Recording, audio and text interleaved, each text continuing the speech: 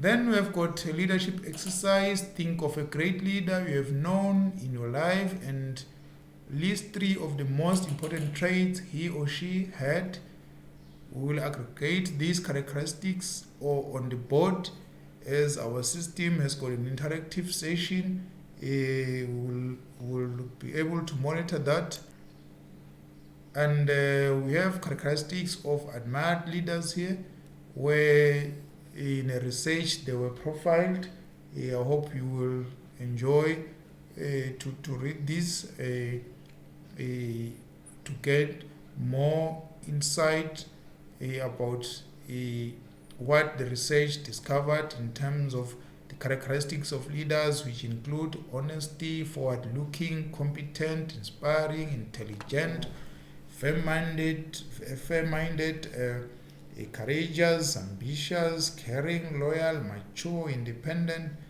Yeah, these are characteristics of admired leaders, and they are ranked in terms of percentage of respondents selecting each characteristics. You can see there that characteristics which got the highest percentage is honesty, and there is also forward-looking. As a leader, you must be forward-looking. You don't look back. And then we have got competent. Are you a competent leader? Do you inspire? Are you intelligent? Are you broad-minded? Are you fair-minded? The list, as you can see there, it has got so many characteristics of admired leaders. So why not? You can be an admired leader in your workplace, and that's what we want, that all our leaders should be admired in the workplace. Choose the right characteristics. Just modify the characteristics for yourself so that you become an admired leader. A leadership exercise: what traits do healthcare leaders need today? This leadership exercise, the learning objectives, identify several traits that can help a leader succeed. Explain the benefits of connecting with staff on the front line of an organization. Discuss how transparency can help to lead healthcare improvements. Here, we expect to divide into 2 groups or discuss questions and then share examples. Then we've got a leadership exercise, a learning objective. Video will be uploaded for appreciation.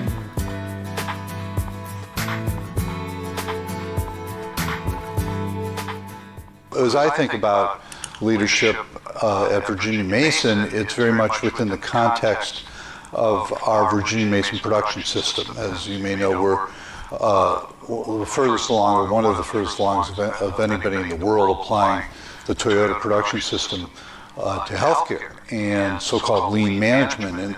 And that requires a different way of thinking. And for us, we think of it as a management system. And as part of that management system, at all levels of the organization, leaders have to think in new and different ways. In many ways, it's aligned with several elements of the IHI leadership framework. And it requires things like relentless focus. We have a very voracious appetite in our organization, and I think healthcare clinicians and leaders around the world are developing an increasingly voracious appetite. But if we don't have relentless focus on the priorities that we need to be working on, nothing really gets accomplished. So one of the key attributes of today's leadership is focus, and that's certainly one of the keys in the IHI leadership framework. Another attribute that I think is critically important is authenticity at the front lines. We tell our leaders that, the days where we sit in our offices, look at spreadsheets, think of ourselves as overseers or as the bosses in a hierarchical leadership context, those days are over. And really what we are about is about coaching, facilitating, tearing down the barriers to, again, our frontline staff being able to do their very best work.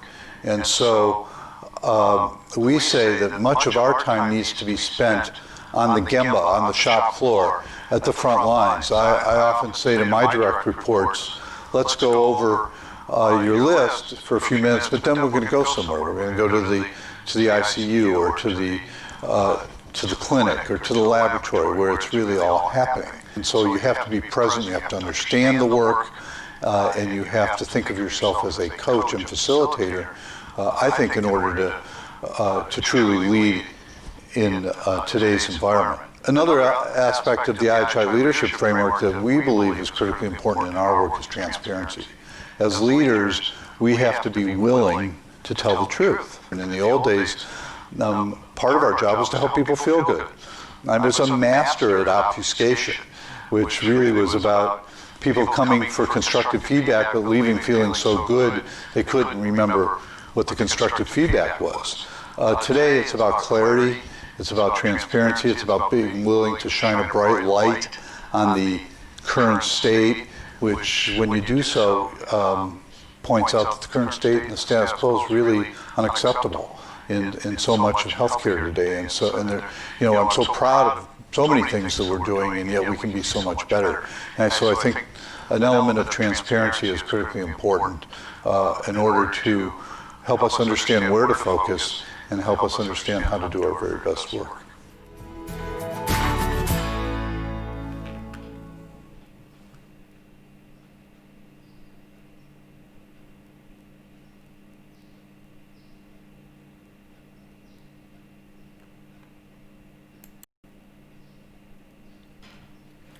Here we have got discussion questions.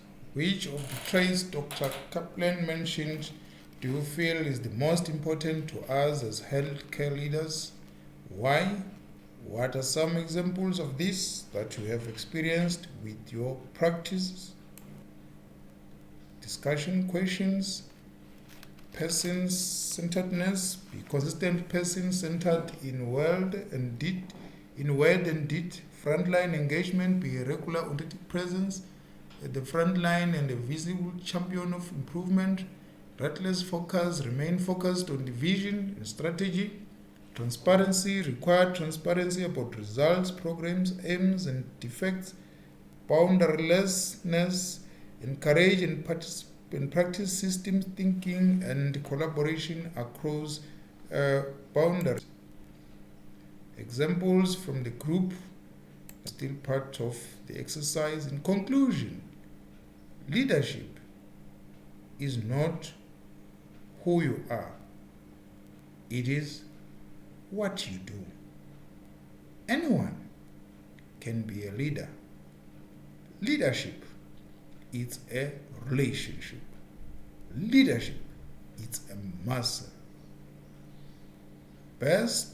Personal best leadership experience case, which we'll look at. What are your thoughts, questions, and comments? There is a dancing guy video.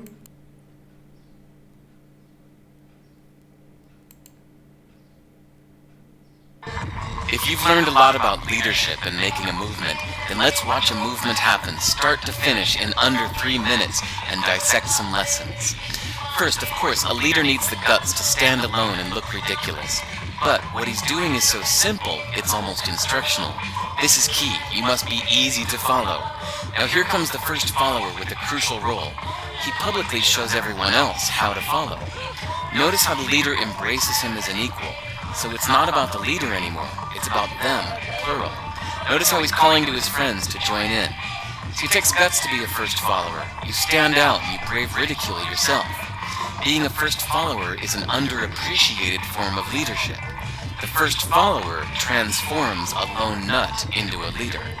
If the leader is the flint, the first follower is the spark that really makes the fire. Now here's the second follower. This is a turning point. It's proof the first has done well. Now it's not a lone nut, and it's not two nuts. 3 is a crowd, and a crowd is news. A movement must be public. Make sure outsiders see more than just the leader. Everyone needs to see the followers, because new followers emulate followers, not the leader. Now here come 2 more people, then 3 more immediately. Now we've got momentum. This is the tipping point, and now we have a movement. As more people jump in, it's no longer risky.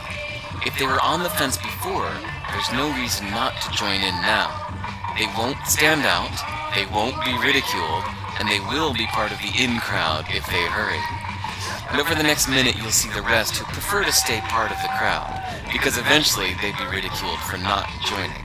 And ladies and gentlemen, that is how a movement is made.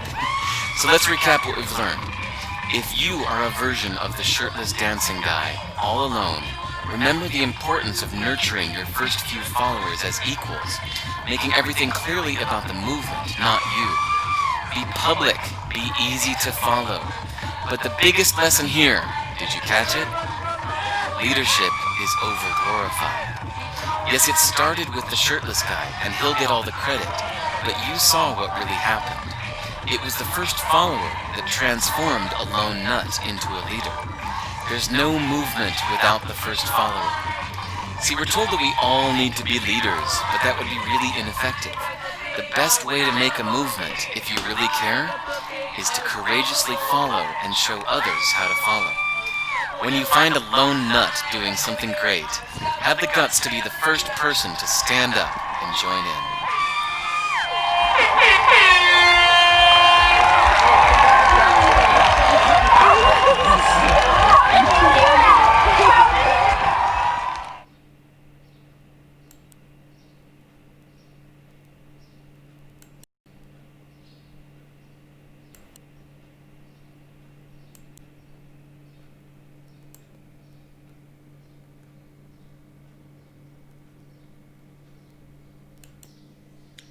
This marks the end of our session. I hope you were able to grasp a lot from the presentation that will help us and as a ministry so that we could improve on our leadership skills.